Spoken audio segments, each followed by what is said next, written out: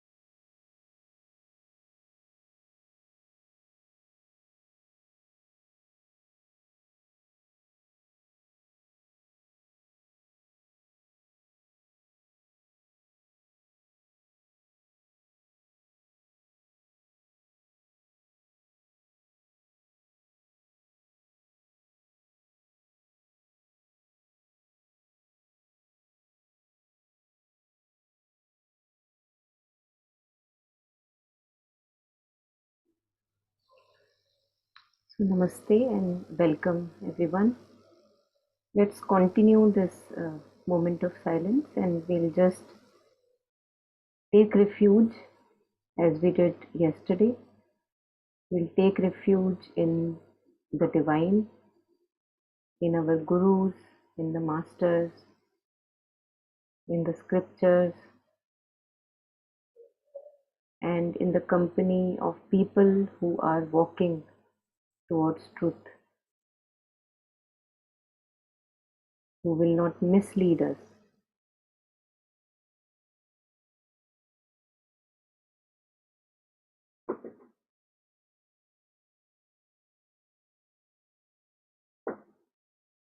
We feel grateful that we have this opportunity in this life, and owing to all the life experiences that have been given, we are here today that we can reflect and transform our life.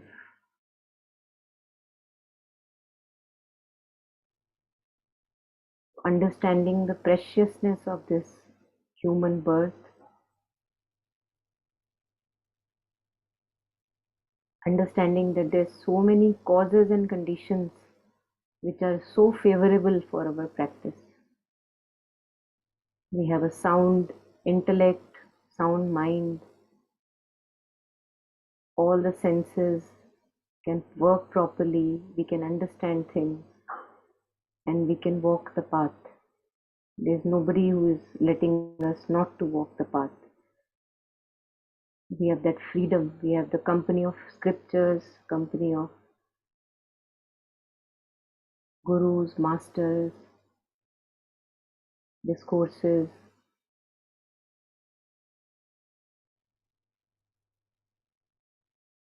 We'll just continue this reflection for a couple of minutes, generating a good motivation for doing the practice.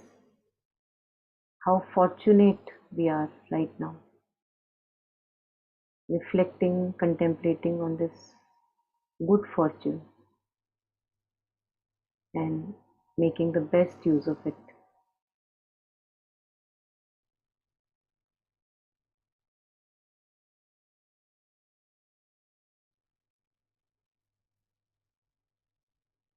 We have seen conditions where We are not able to concentrate, our body is aching or some area is paining, we can't concentrate, we cannot reflect upon books and scriptures, but now we can.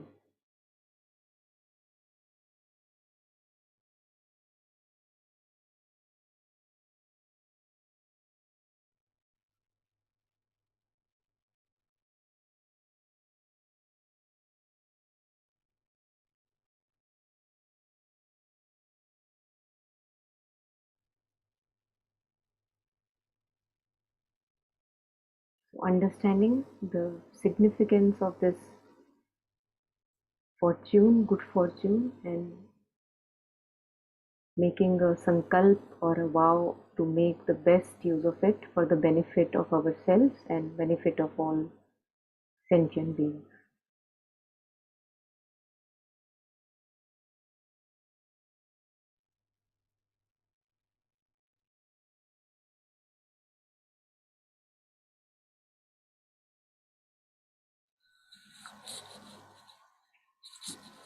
I'll just read out a few lines which talk about preciousness of human birth.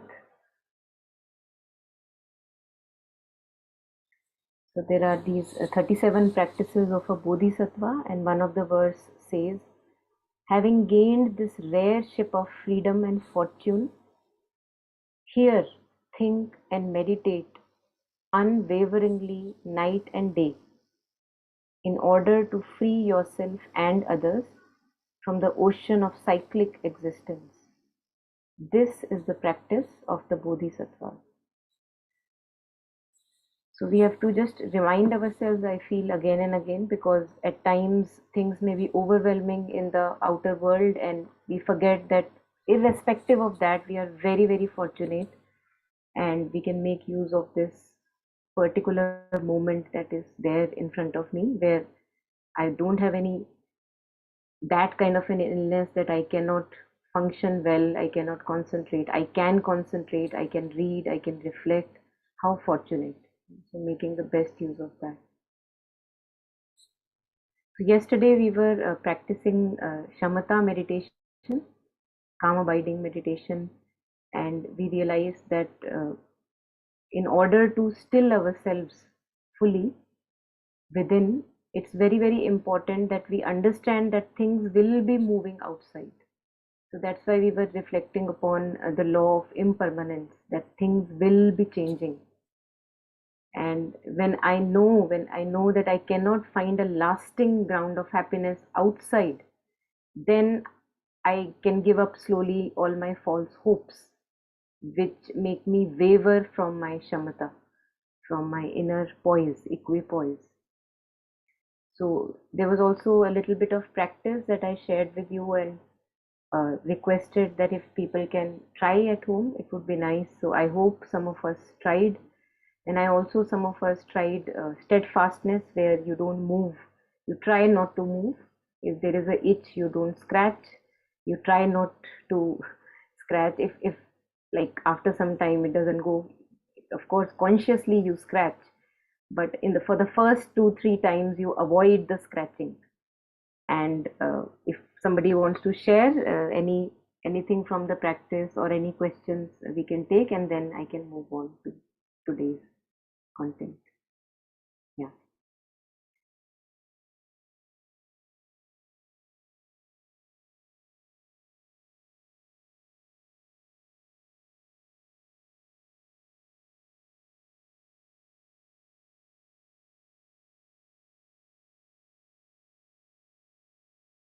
Yeah. Was anyone able to try not moving during meditating? Yes, please. Yeah, I tried, Monica, yesterday 2-3 times.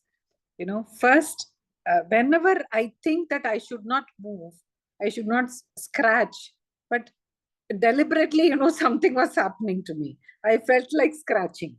I avoided for 2-3 minutes initially, but I couldn't do that because, I was feeling that, mosquitoes are just roaming around me and they are biting me, but still I tried. Yesterday, 2-3 times I tried. I didn't succeed, but today morning I did at least for 5 minutes, I was just sitting like that. Yeah, very good. Yeah, I then think that's a again I very, did very it good. at 10 o'clock. At that Yeah. time I couldn't do it. Yes, yes, yes. Yeah, Yeah, I great. think Yeah, it's a thank you. work in progress. Yes, it is. It is definitely, Uh, and we see that Monica, it's not easy. Yes, yes, James. yeah, I think if you get sort of like all fixated about it, not scratching and not moving it, you get all sort of fixated, obsessed about it. It's not going to help at all. It has to come, I don't know, it has to be something about Yeah, you are absolutely spontaneity. right. Yeah, so Yeah, yeah, I think that's why we were earlier when we started, we were convincing ourselves that we want to do the practice, and yeah, why I'm not, why I'm deciding not to move. There is a reason why I'm doing that. It's not like, there is an obsession that, oh, let me not move, not like that. It's not just mental. no, that's There the is an will, understanding. the Yes, will. yes. So Yeah, there is an understanding behind that if I can avoid a little bit yeah, of these minor reactions that we do unconsciously. Usually we are scratching unconsciously, right? There is a itch yeah. and we just do it, we don't even realize that we have scratched. So I think when we are, the yeah, will has to come from within, yes, yes, and definitely. not as like a surface Yeah, yeah. And motivation. that's why Yeah, all the other things need to be discussed along with, because it's not that, I want people not to scratch. It's just because it leads to something when we don't move, when immediately there is an impulse to move, when I stop myself to move, then it leads also the changes in when a trigger comes from outside to mental and emotional mm. patterns. Then also it makes a difference. So slowly with understanding, we are able to change it, as you said. Yeah. Yes. Sorry, It you are was muted. interesting. It was interesting to see how our body reacts. When we Yes. say something, it wants to do the just opposite thing. Yeah. Yeah. Yeah. That impulse is there. Yes. I Yeah. think second realization is also that when at times we are unable to, we are able to stop ourselves from making that impulsive movement in the body, we see that if we are able to stop it, after a few minutes, that thing, that sensation on the body, it actually disappears. Mm. This I again, this may come with as we practice more and more and we try to experiment. It's like an experiment that we are doing. So I have realized for myself that, for example, I was feeling very numb in my legs when the first time I tried to do it, and the numbness was killing me. It was just like so hard that I had to move, but then I decided, no, I'm not going to move. What, Mm. let me see what is going to happen. So what we are doing is we are enduring the pain. We are enduring the pain, and endurance, as Sri Aurobindo and Mother say, is one of the schooling of the soul. They mention that endurance is one of the cornerstones. Usually in life, why do we suffer? Because we want to avoid pain. We can't stand pain. Right now what I am doing is I am enduring numbness, and I realized that when I endure numbness in the leg, now I'm talking about total physical thing right now, no mental emotional stuff. When I'm able to endure numbness for a couple of minutes or maybe more time, the numbness disappears. It's not that my leg is dead. It actually changes. So another lesson of impermanence, that things change. Why the need to react so strongly? And our reactions are what are the causes of our suffering. So I think all these things come along with our practice. As our practice grows deeper and longer also, and along, as James was sharing, that it has to come from within, that I want to experiment, I want to see what's going to happen. So when it comes from within and you are self motivated to do this, Mm. then we see the changes, the wisdom, the impermanence, and the thing that, oh, I wanted to scratch so badly, but now I don't want to scratch. Where is this? It disappeared. Mm. So it's very interesting. And in case of people also, we see that you want to really react to a person immediately, but then if you stay, if you don't react in that abusive manner, in an agitated manner, you see that that thing is gone after some time. True. If you are working on yourself, that disappears.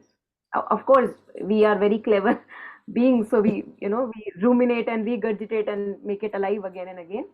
But if we allow ourselves to do practice on that, then we see that it disappears. That agitation, that restlessness, it disappears. So then I can wonder, oh, why was I so excited to react back then? Because now I can't feel anything. So yeah, many things we see when the practice grows. Thank you so much for this Thank beautiful. you. Yeah. Yeah, thank you. Anybody else wants to add on? Monica, yesterday I found what Mother says about sleep, because I didn't get a chance to practice before bedtime. And normally I'm so exhausted, I kind of just drop off into sleep. And of course, Mother says that's not the best way to have that restful sleep. So I thought, let me try and combine what you were trying to say. And of course, Mother's words on how to sleep. And it was really quite amazing to have, I mean, of course, of the will and all that. But normally I toss and turn before I actually fall asleep as well, although I'm so tired. But just to be conscious, and then what Mother says, just, your body to be limp like a rag. So that kind of helped a lot yesterday, that kind of, conscious decision, and then you don't just fall asleep, because yesterday again you mentioned about not just falling asleep right while meditating, but this was really quite nice to be, just stay still, even though it was in a lying down posture, but then be conscious. And then she says work on the calm the vital and then the mind.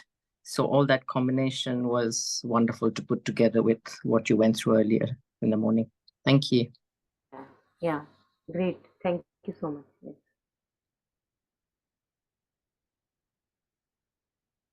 Yeah. Anything else? Anyone? All right. So if we have a paper and a pen with us, we can continue that kind of a, what do we say, word web that we were creating yesterday.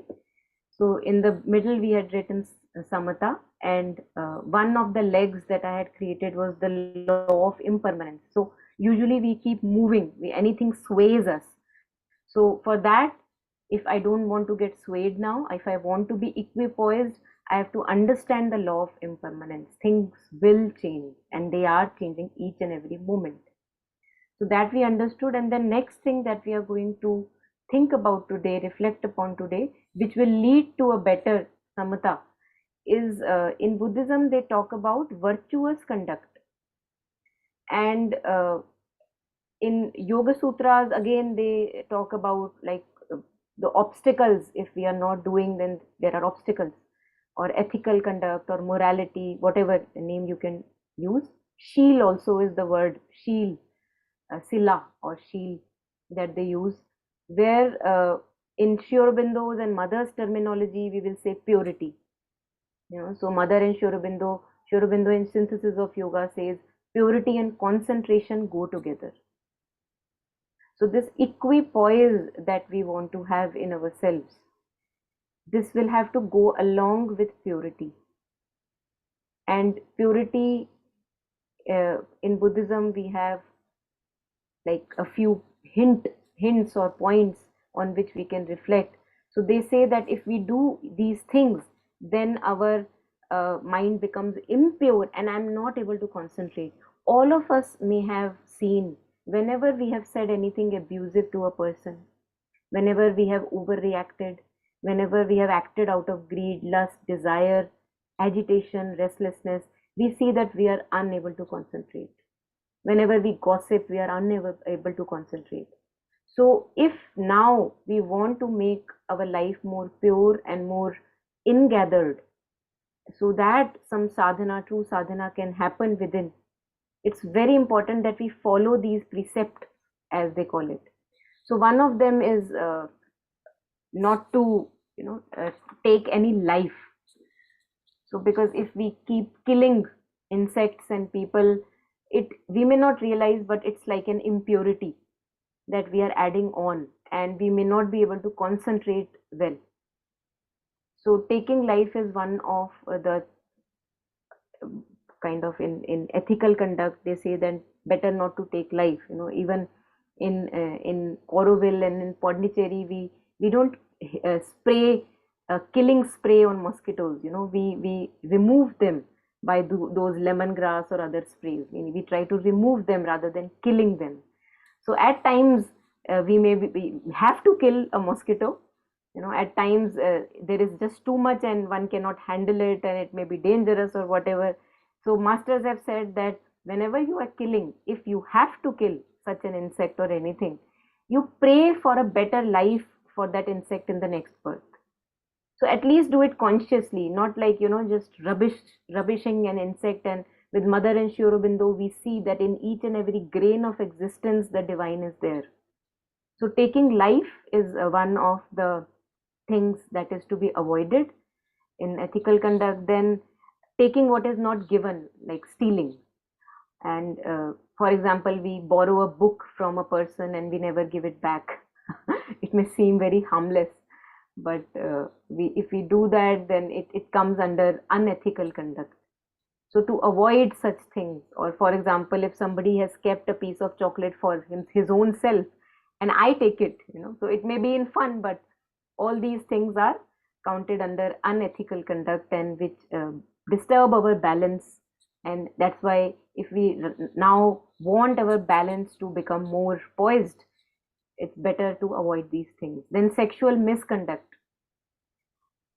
We know that if we engage in any kind of misconduct, like sexual misconduct, all the time on our mind it's there, and that's why I cannot focus on the breath. The stories keep on coming again and again, the entanglements keep on coming again and again, and there is no, like, I can't focus if I continue to do that in parallel. Then there is false speech and gossip. In Mother we see tapasya of speech, where Mother warns us against gossip. Mother says it's a spiritual death actually if we gossip. So neither gossiping in the mind and not gossiping even on face. So false speech is again considered one of the misconducts that has to be avoided if shamatha has to grow within. And then use of intoxicants. So use of intoxicants, it's not that for a lay person, it's not that we can't touch wine or anything that we usually have, but if we are having, it should not be like we are addicted to these things. We should, because if there is addiction, again they can't be samatha, they can't be equipoise. There is a lot of dependency and agitation and restlessness if we are not getting that substance. So intoxication of any sort is to be avoided. Even nowadays it is like social media intoxication, or YouTube, or excessive indulgence in even discourses. We just overload ourselves with all these things. So all these things come under sheel or ethical conduct or virtuous conduct. This is part of purity, which comes along with concentration. It goes along with concentration, like we were doing concentration on breath. And it's like weeding off impurities. What we are doing through purity or ethical conduct is, what actually bothers us most is our disturbing and negative thoughts. And we will see that if we make our life more pure and avoid all these impurities, then we will see that it's very easy to focus. The mind doesn't wander away anywhere. It wants to focus, because you have gotten rid of all the troubles that you could engage in. So then motivation comes and more empty space in life comes.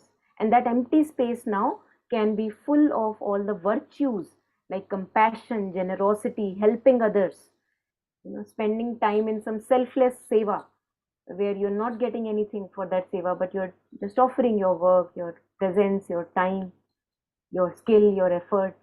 So all these things can grow up when we weed off all the non-virtuous qualities, things that are there. Then one of the things that again comes along with one of the arms that you can make in that word web is craving, stopping craving. So in all this, we realize that what we are doing is, like, even when we are not scratching an itch, we are deciding, okay, let me see how long an itch can last. What we are doing is we are avoiding craving, because we crave to itch. We crave to give back to a person that the person has given us, so if a abuse has come over us, we are craving to give it back.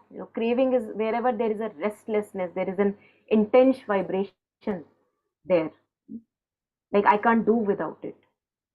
So craving is one of the forms of, again, impurity, a major impurity. What we are doing is we are either craving for a pleasurable thing, or we are craving to let go of a non-pleasurable thing, run away from pain, not wanting pain, not why is the pain there, why I'm suffering so badly, so not wanting again also is a form of craving. And this is what we have to realize at the root of it, that rag and dvesh, attachment and aversion, both are forms of craving. So when we are sitting with the breath, say for example, I am reminded of a pleasurable experience that happened in my life, maybe a friend, maybe a beautiful relationship that I may have or had.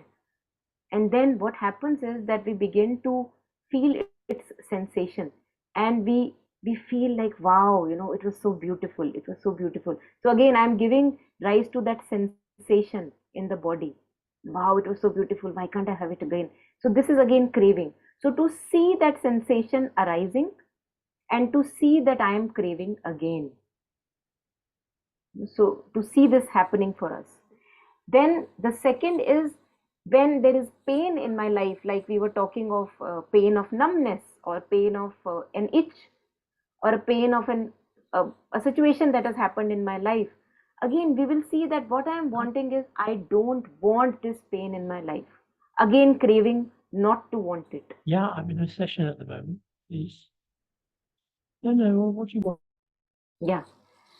So this craving also, it has to be uprooted from the deepest of the roots, if there is to be any stable samatha in us. And that is where we come to what Sri Aurobindo says, desirelessness, or Jivan Mukta.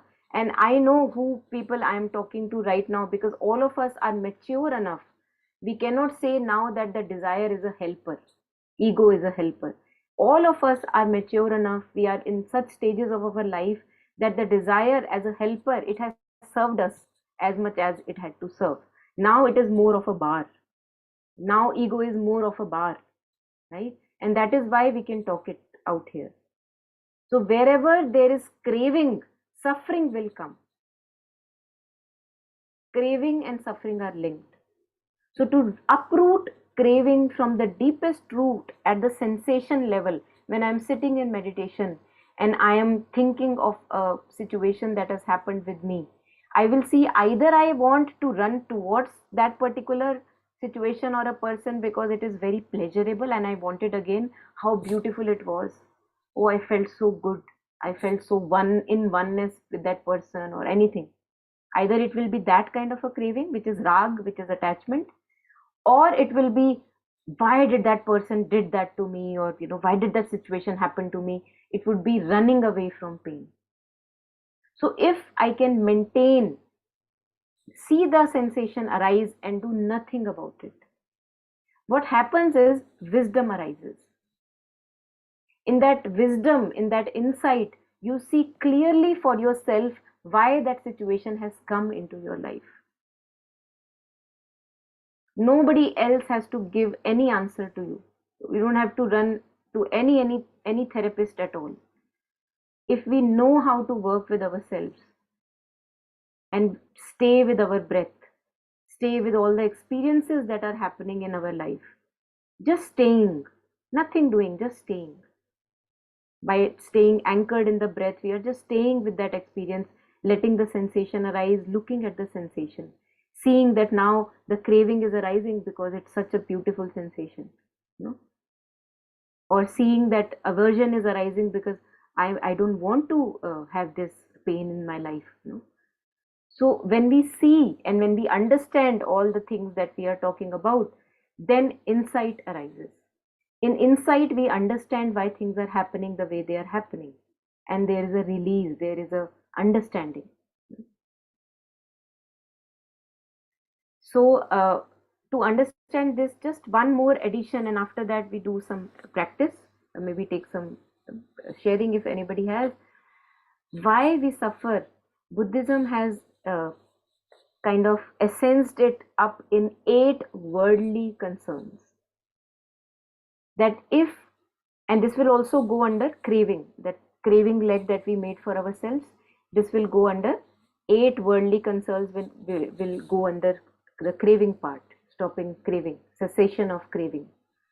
Because what I am doing all the time, we will realize that if I am too much in my thoughts and thinking about a situation or a person, we will see that I am engaged in 1 or 2 or 3 of these, at once. So they say that 8 worldly concerns are that we run towards praise and we run away from blame. If somebody has praised you, it's on your mind. It excites you. It makes you so elated. Again, we lose the balance. There is no samatha. So to run towards pleasure, to run away from blame is the first 2 worldly concerns. These are the first 2 worldly concerns. The second is run towards gain, running away from loss. If I'm getting money, I'm elated, I'm excited, I'm just so enthusiastic about it. If I am losing some money, I am disappointed. I don't want it to happen. Again, losing shamatha, losing the equanimity or equipoise or equality, whatever we may call it. There is no balance. The balance is derailed. Because I want gain, I don't want loss. Then these are 4: gain, loss, praise, blame. Then the next is fame and disrepute. I want respect, either in front of my grandchildren or children or my family or my boss, or in the office, wherever it is, in the community where people look up to me. So what I want or run towards is fame. These many subscribers on YouTube, fame, respect, name. I run towards it. And when that does not happen, disrepute, it agitates me. It degrades my balance. So running towards fame, running away from disrepute, again a kind of craving. All these are cravings. And then the last is running towards pleasure. Last 2 are running towards pleasure, running away from pain. Again, kind of craving. So I will see that I cannot focus on breath. I cannot stay long enough in the shamatha. I lose my equipoise and balance in the mind, in the emotions, in the body, if I'm engaged in all these cravings. Wanting this, not wanting that. So this is important for us to understand, because we will have to get rid of these. Rid in the sense that now I have done enough of that. For those of us who think that no, abhi mera hua nahi hai, I have to go, more in this direction. I want fame, why not? Then it means maybe not right now. But for those of us who are now ready to leave all this behind, then we are ready for shamatha, a true samatha, a yogic equality. And it's actually a kind of a desirelessness, because you very well understand that no matter how much of fame may come, no matter how much of money can come, no matter how people respect you heavily, it's all impermanent. It is there today, it will not be there tomorrow. I cannot base my happiness and contentment on that. So why to get elated when somebody is praising me? And why to get disappointed when somebody is pointing out at a fault? Why can't I take it objectively and see the truth? So for those of us truly seeking an equipoise and equanimity, we will see for our own self in our meditations that when we are rid of all these cravings, then only there is samatha. Because nothing in the world is attracting me. Then yogic equality can come. And whatever anand is there and whatever bliss or joy or ease is there, it's all arising out of within that understanding. Because of that understanding, it is arising. It's irrespective of what has happened to me. That's true joy. Nothing can snatch away that joy from us. And it's not an elated joy, it's a sense of ease. It's a sense of sukh, as they say in Sanskrit. It's not dukh, it's a sukh which is devoid of the dukkha, the counterpart.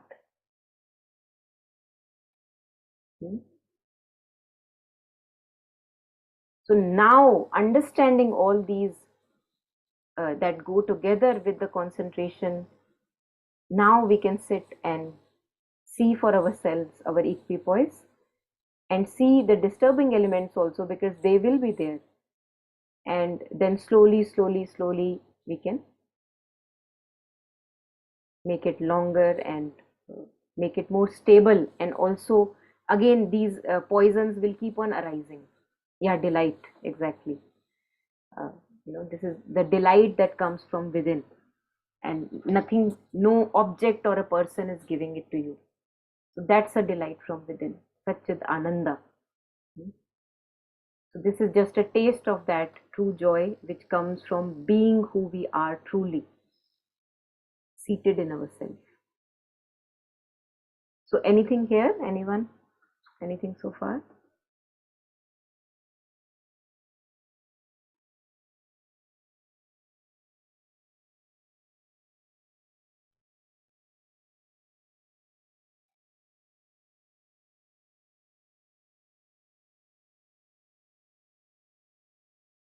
So let's do some practice then. Wherever we are, we can just find ourselves a suitable position, a position which is comfortable to us, easy position, back if possible straight.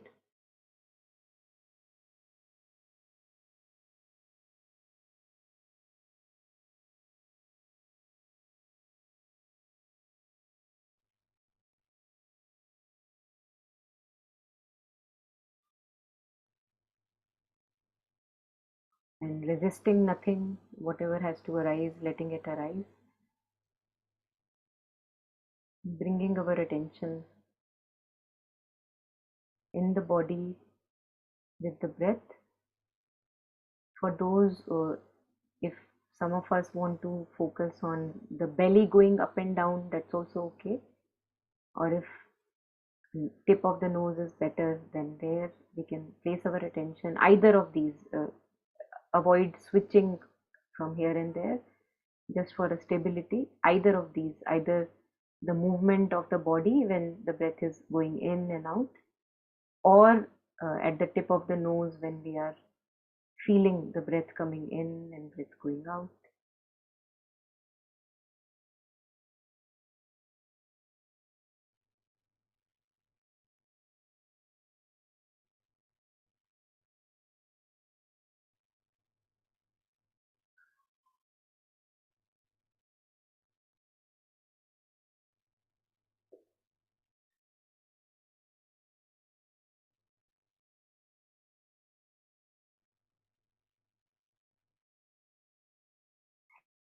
Our good fortune that we can sit, practice,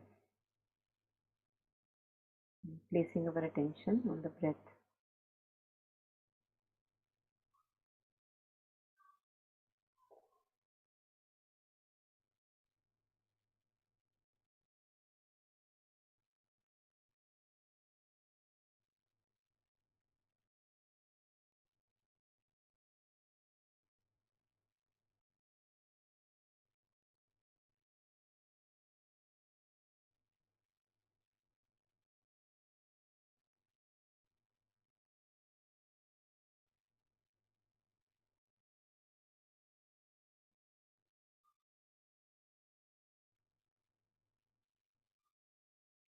If there is anything that arises in the consciousness, we just make a note of it. If a thought comes of dinner or lunch, just making a mental note. A thought came of dinner and lunch, just a mental note. If sleep is coming, making a mental note. Sleep is coming.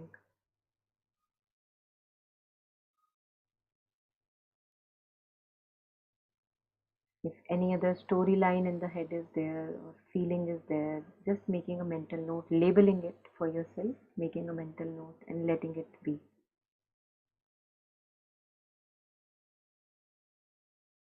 If there is a movement that you make in the body, just note that movement. Conscious note of that movement.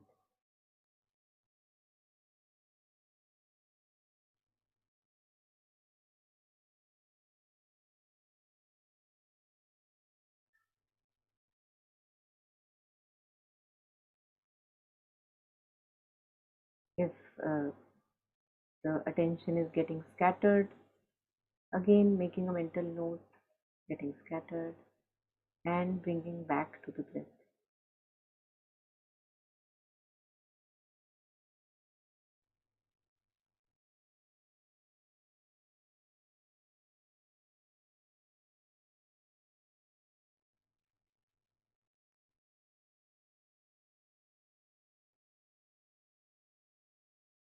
If a thought comes which says, oh, great attention today, I'm doing better, just making a mental note of that thought and bringing back attention on the breath.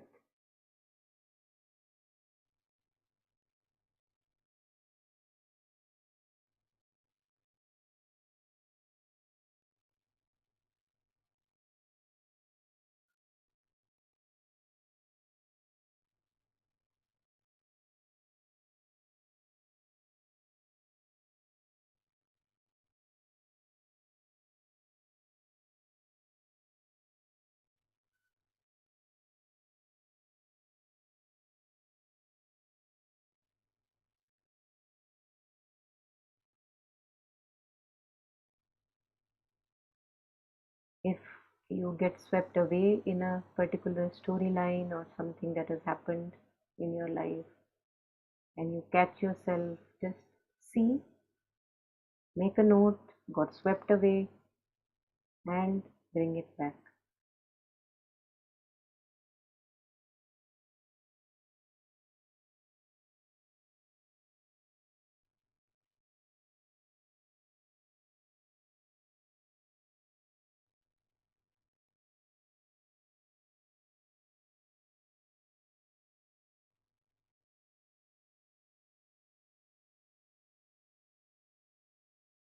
If a thought comes, oh, I'm unable to do, again making a note of that thought and bringing attention back on the breath.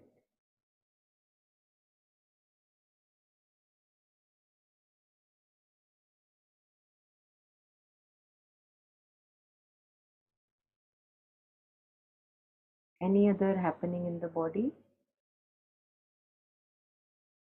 Any vibrations at the chakras or the center? Just making a mental note, noting it down for yourself, and bringing back attention on the breath.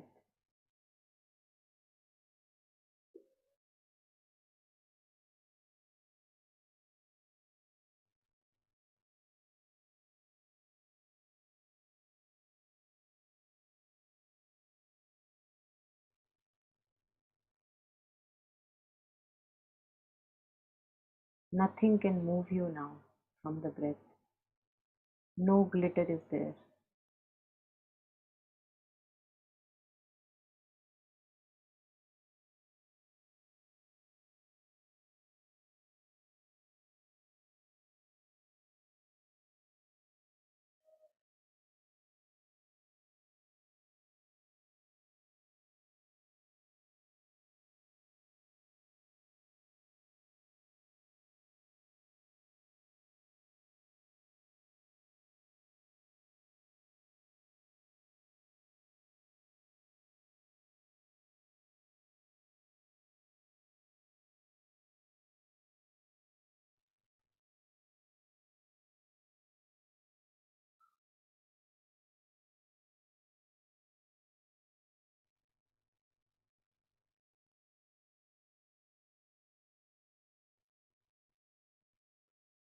If the breath is short or long, just noting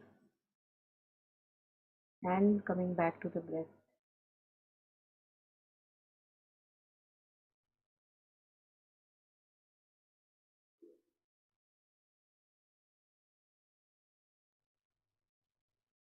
Whatever it is, you are seeing things as they are.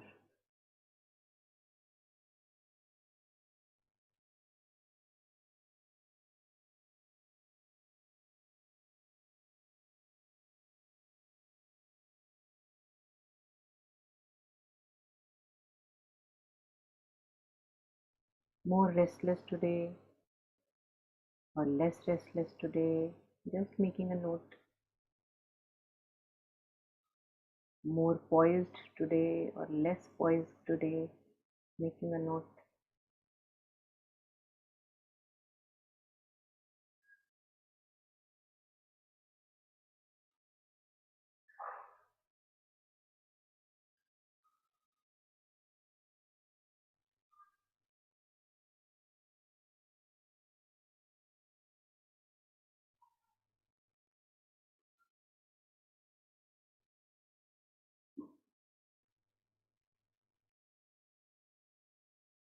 Nothing can stop you from the concentration. Everything can go on as it is.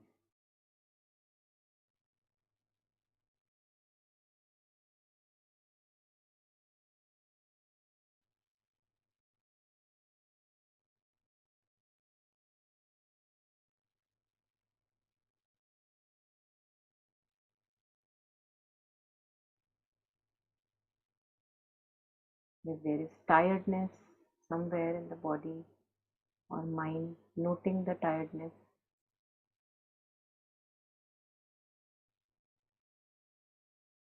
Sleep wants to come, looking at the sleep, making a note.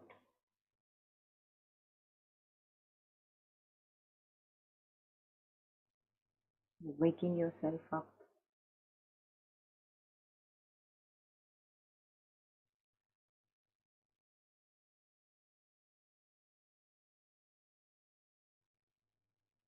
I see you, sleep.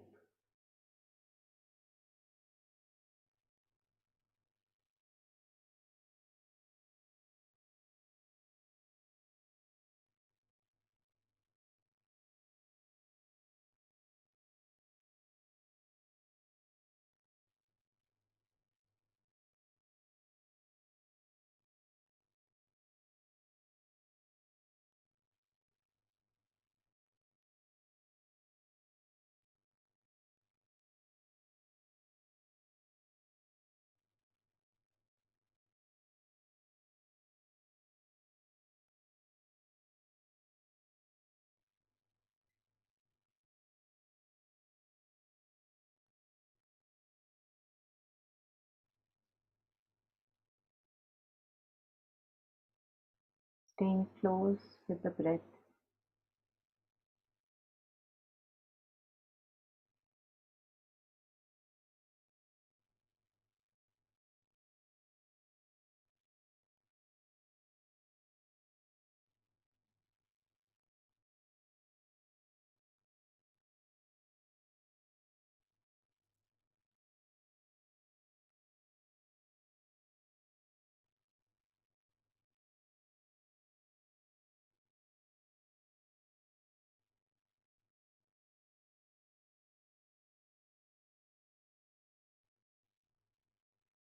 We'll meditate upon the 8 worldly concerns, looking for ourselves, understanding for ourselves how they imbalance the poise. So if I am to be in equipoise, in equality, I will have to stop running.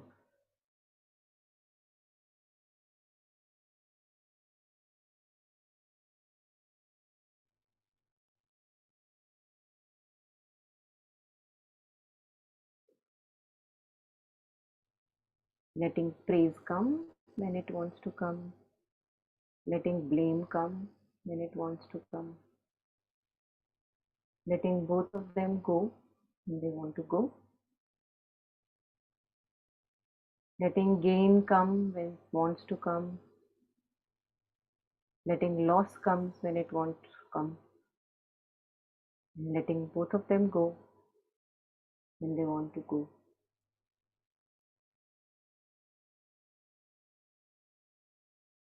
Letting fame, name come when it is coming. And when it's going, when disrepute is coming, letting it come. Both are temporary. Letting them go when they want to go.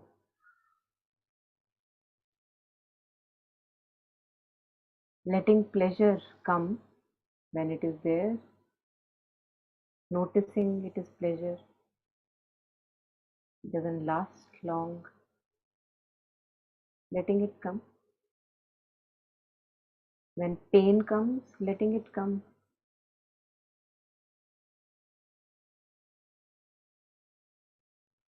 Both are not lasting. Both are changing. Letting them go when they want to go.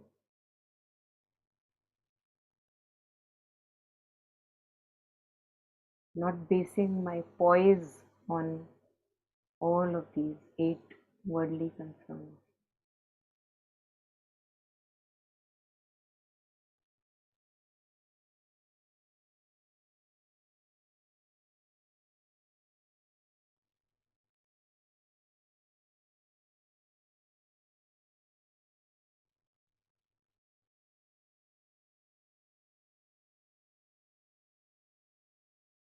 And understanding that I don't see clearly, that there is no point in talking about this person or that person, not engaging in false speech.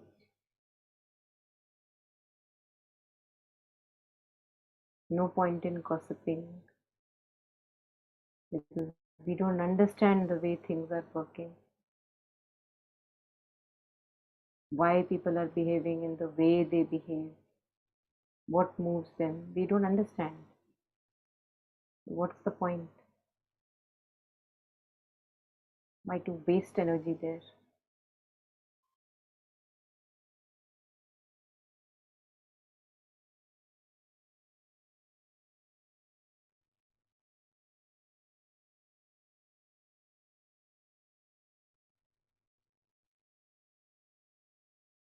And when I am within, fully equipoised, free of all these concerns and cravings, I am home.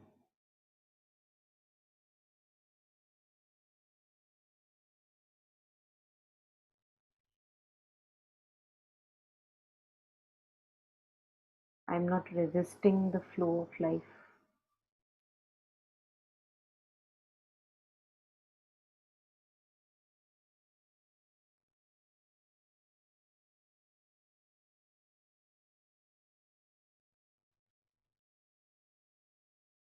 Whatever decision is to be taken will be taken from this equipoise, from this deep sense of ease and peace within, which is not craving.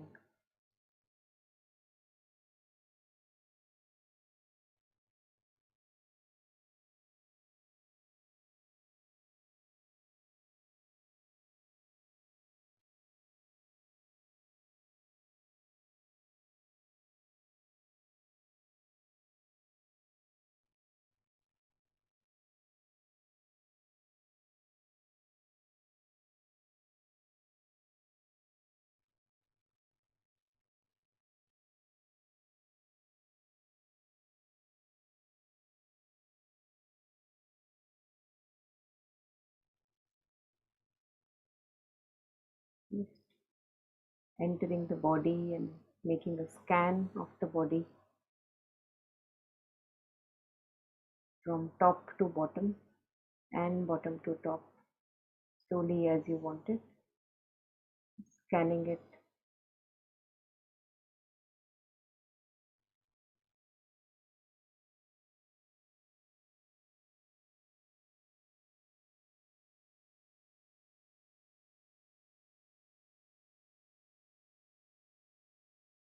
noting all the sensations that may be there.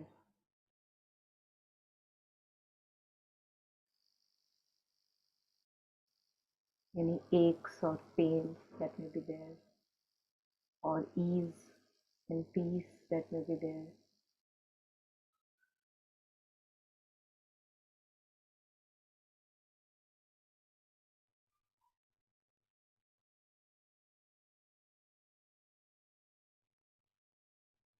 Any itch that may be there, or impulse to move. I may move consciously and look at that impulse. The impulse came and then I decided to move.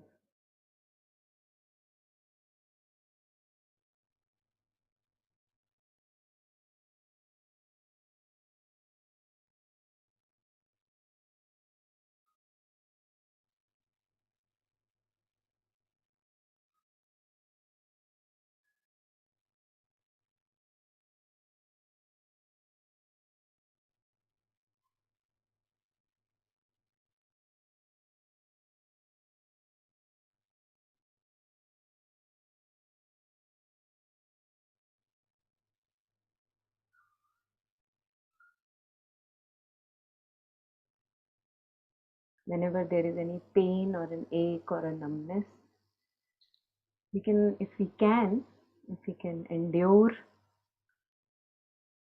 then we can observe the changing sensations at the place of pain or a numbness.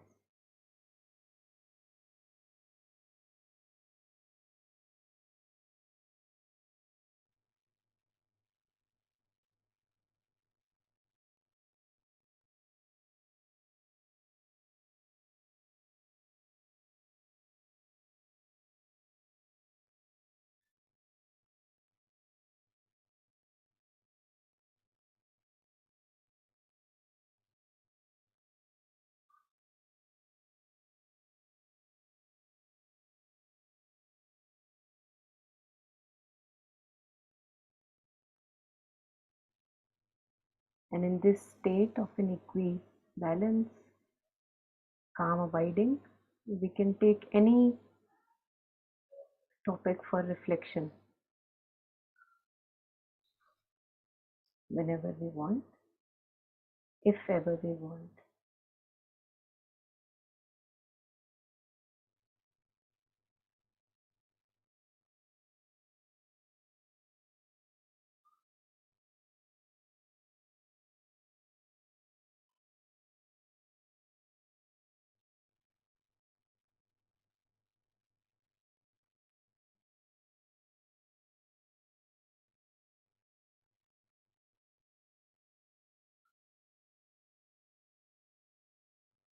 We can see movements changing, body changing, sensations changing,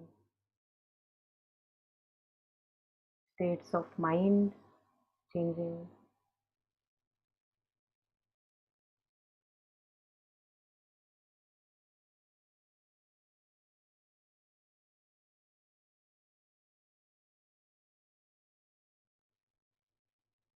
But that which is allowing the change to happen, that which is conscious of the change, that is not changing.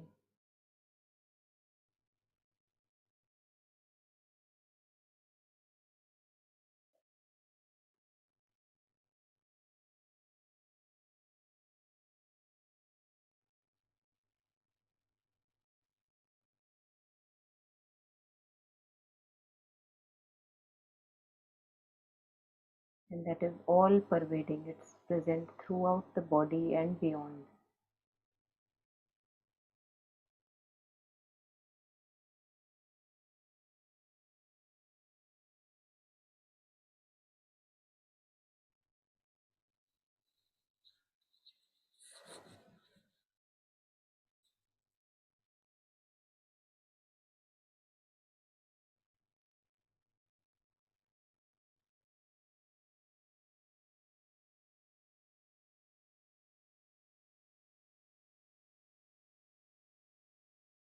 That consciousness which is conscious of the changes, is unchanging, but it allows all the change to be.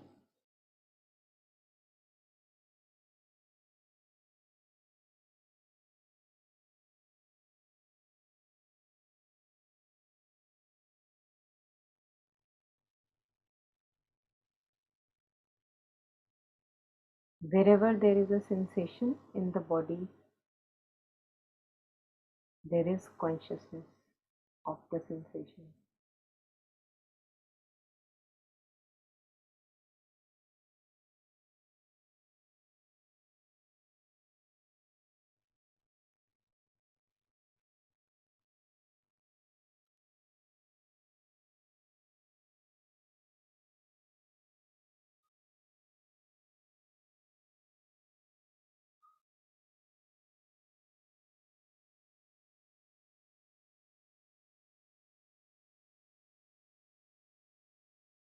Wherever there is a movement, Prakriti, we see that the consciousness which knows the movement, Purusha, is always present along with, in the backdrop.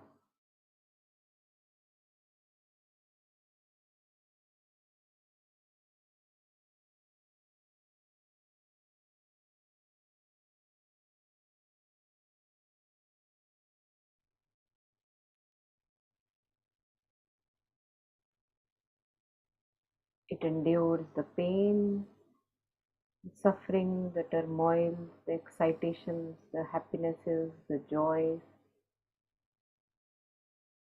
and allows a big, vast field for this drama to happen.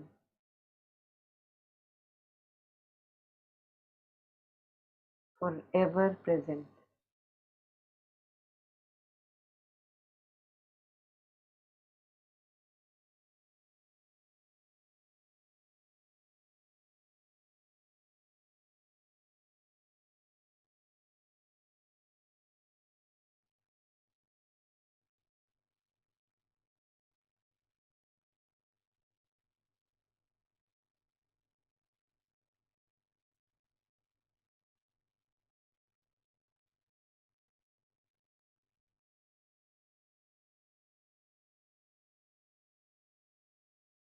And it has the quality of being aware not only of the content of consciousness, but also self-conscious, aware of itself.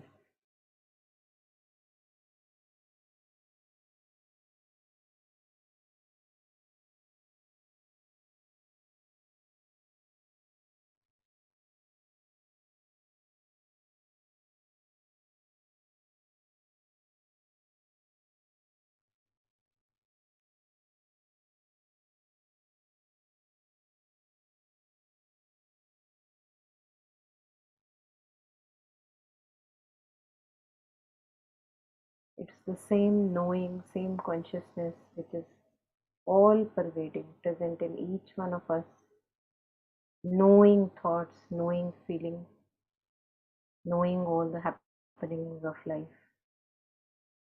In each animal, in each grain of existence, each plant, same sentience, same consciousness, all pervading.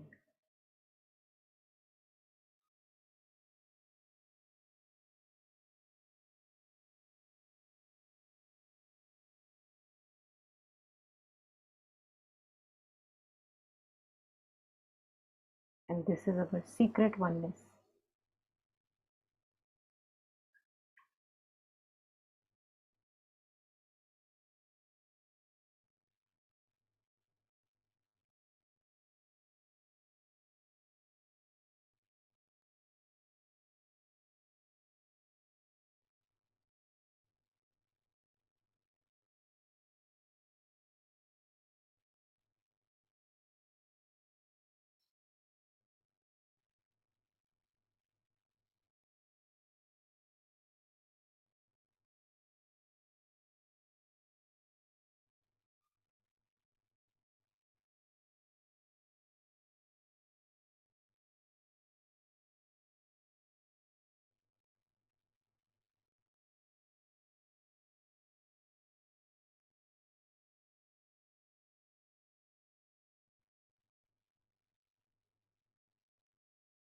The same knowing that knows the breath in me, knows the breath in other person, is the knowing in an animal, in an insect. Same knowing present in plants, other species.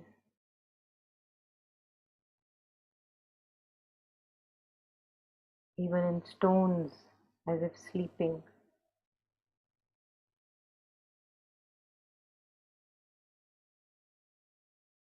But present.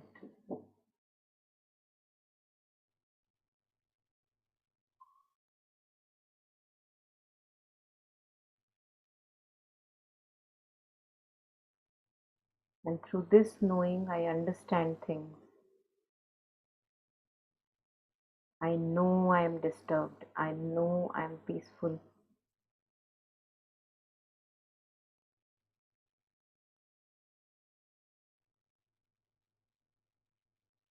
All the time, I am focused on the contents of the knowing. I crave for peace. I want to run away from disturbance. But I ignore the knowing.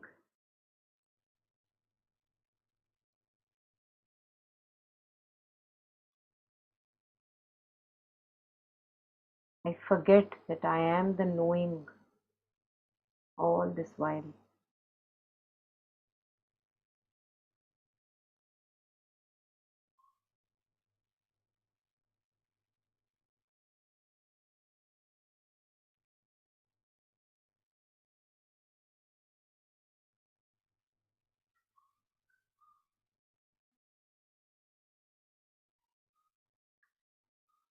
It's this knowing which tells me I have slept well, because it doesn't sleep, forever awake.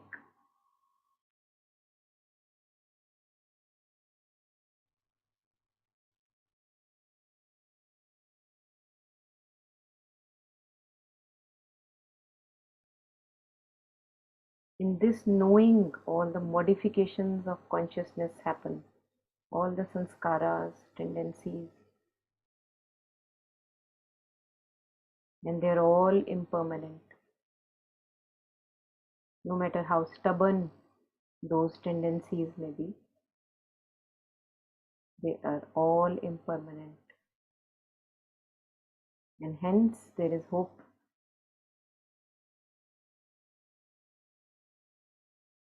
Hope that they can go away, extinguish if we stop fueling them. And instead of that, we cultivate a beautiful garden of all the qualities that are helpful, skillful, compassion, kindness,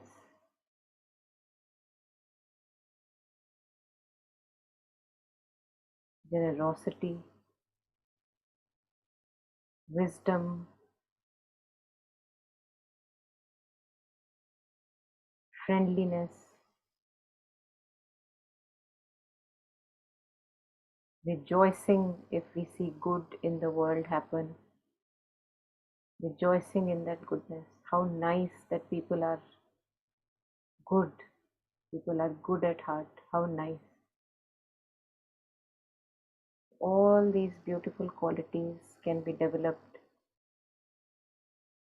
in this very knowing and consciousness.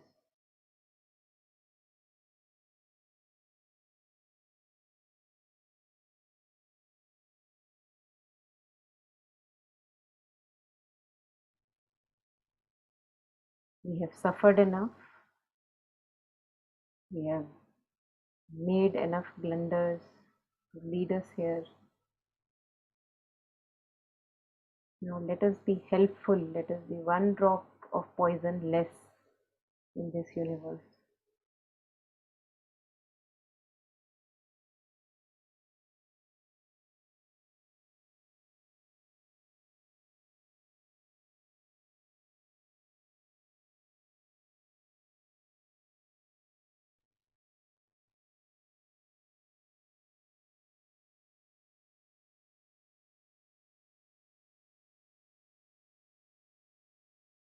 So I will practice, I will not sleep,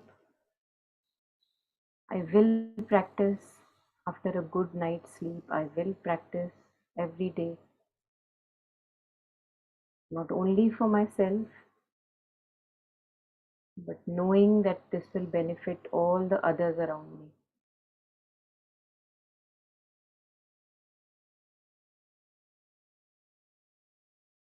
An equipoised mind, a calm mind, will not torture, torment others for its own purposes. It has no purpose.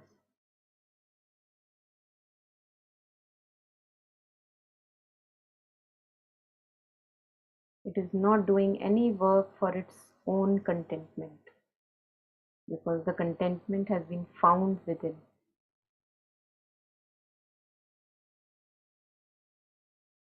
That's why I will practice every day, every waking hour, even in sleep, if possible.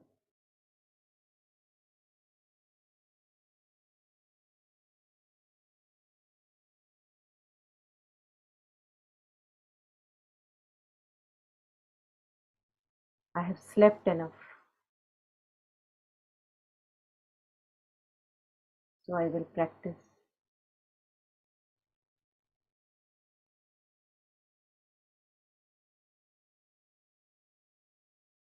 I will practice so that I can also create the causes and conditions for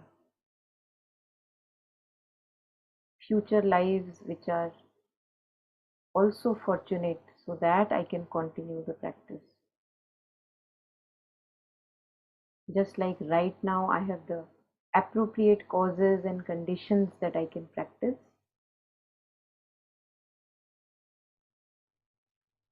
if I continue, I can practice in the future also, and continue to benefit all the others around me and myself,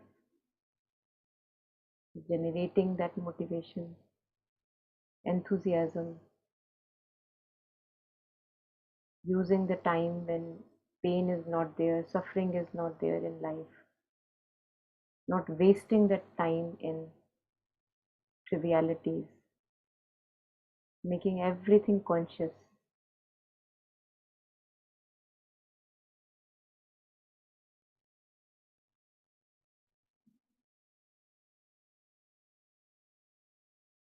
making sleep conscious, making waking up conscious. Even when pains, turmoils may come in my life, may I be conscious. May I clearly see the reason and take the lesson from that pain, take the learning from that pain, grow through that pain.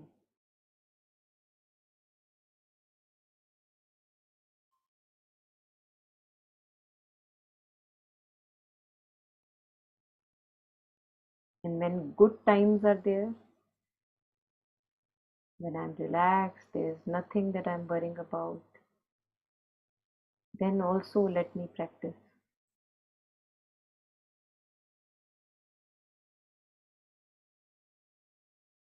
Practice for the benefit of sentient beings, of people around me, of insects, of plants, of animals, and for my own benefit.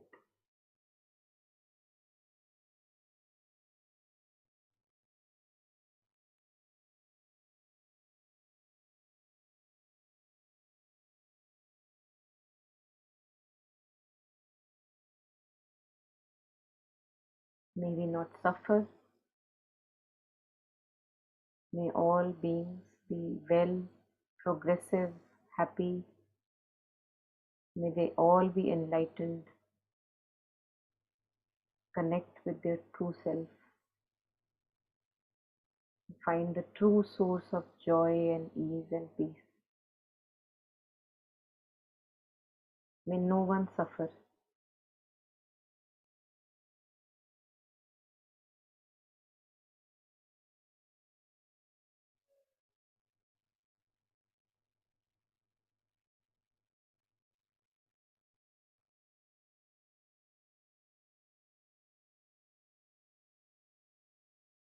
dedicating our merits from the practice, all the goodness that we generate out of doing practice, sharing it with all the sentient beings. May we all not suffer, may we be happy, peaceful, take care of each other, help each other on the path.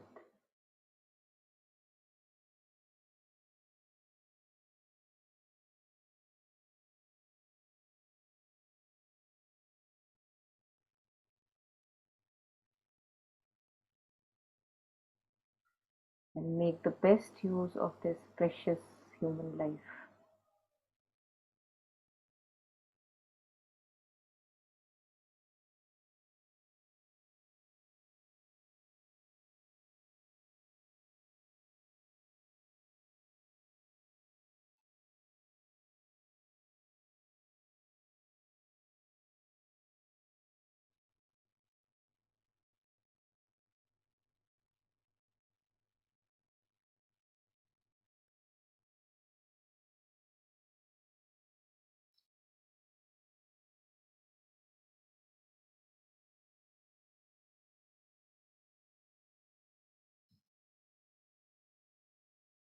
So we can pause here for today, and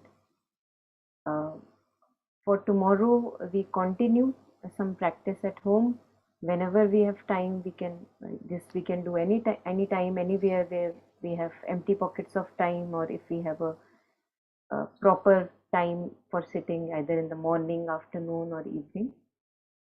And after beginning a few rounds of staying with the breath and stabilizing the mind in calm abiding, we can choose any topic for reflection that is helpful for us, so that we keep generating a motivation to practice, like impermanence, or say something that has happened in our life, looking at that through the lens of impermanence, through the lens of these 8 worldly concerns, through the lens of the ethical conducts, and seeing how purity and concentration go together, and how insight arises when I am totally tuned within.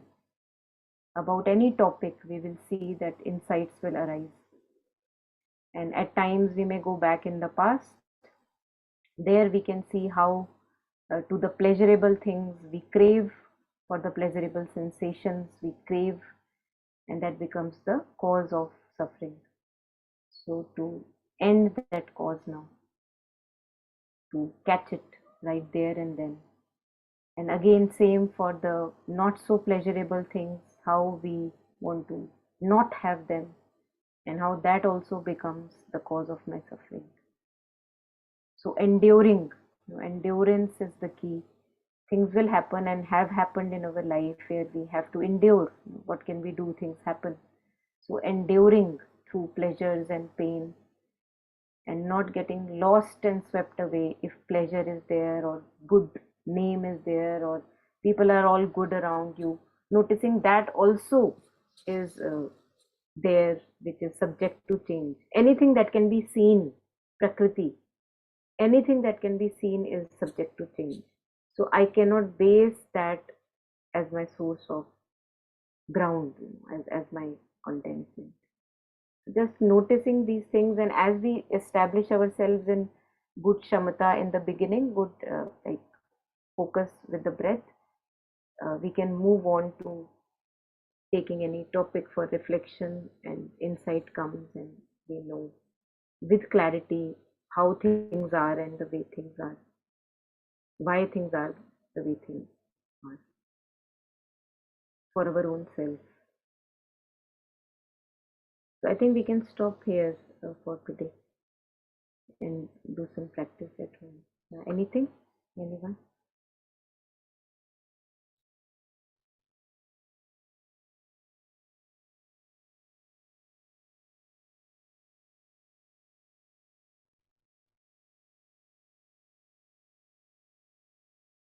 All right. So thank you, everyone. Thank you, James. We stop here. Thank you. See you tomorrow. Thank you, Monica. Thank you. James, you are saying something? You're muted. Sorry, yeah, Thank you. Thank you. yeah. See you all tomorrow. Okay. Yeah. Bye-bye. Bye, everyone. Bye.